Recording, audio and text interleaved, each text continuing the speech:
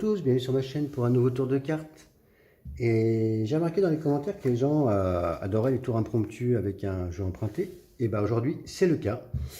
Jeu de 52 cartes emprunté, tour impromptu, et bah on est parti. Donc c'est parti, le jeu est remis à son propriétaire ou à un spectateur. On lui demande de couper, de mélanger autant de fois qu'il le souhaite. Donc c'est parti, le jeu est coupé, le jeu est mélangé par le spectateur. Il mélange. Il décide de recouper, de remélanger, car le spectateur est méfiant. Il a bien raison. Le jeu est donc remélangé et coupé une dernière fois. Ça pourrait durer des heures si on avait envie. On peut lui montrer que le jeu est bien sûr bien mélangé. Donc le jeu, on lui fait constater qu'il est mélangé. Et maintenant, ce que je vais faire, c'est que je vais faire une prédiction. Sur le bout de papier, hors champ bien sûr. Donc c'est parti, je fais ma prédiction. Voilà, ma prédiction est faite, donc je plie sur un bout de papier, je referme le papier, je le pose et on n'y touche plus.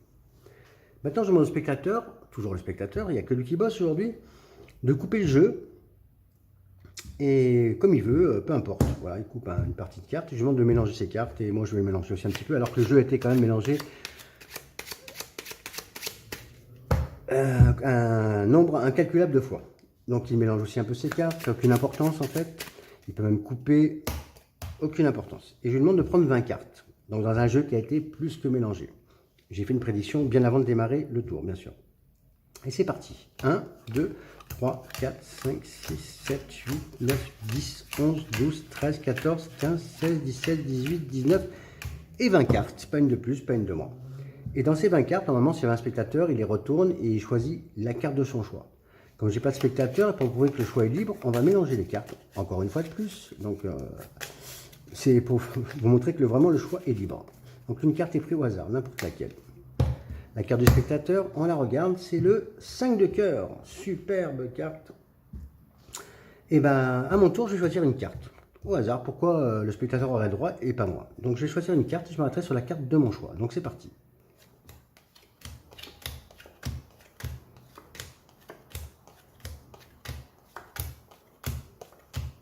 Et bien je vais m'arrêter sur le 4. Je m'arrête sur le 4.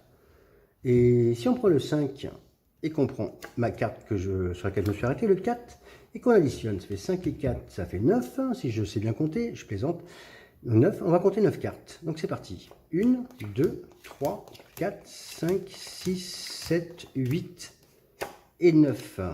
Le 5 de carreau, la carte jumelle du spectateur, mais c'est pas tout.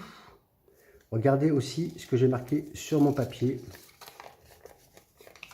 J'avais prédit le 5 de carreau et en plus c'est la jumelle du 5 de cœur. J'espère que ce tour vous a plu. Franchement, une petite bombe. Franchement, j'adore.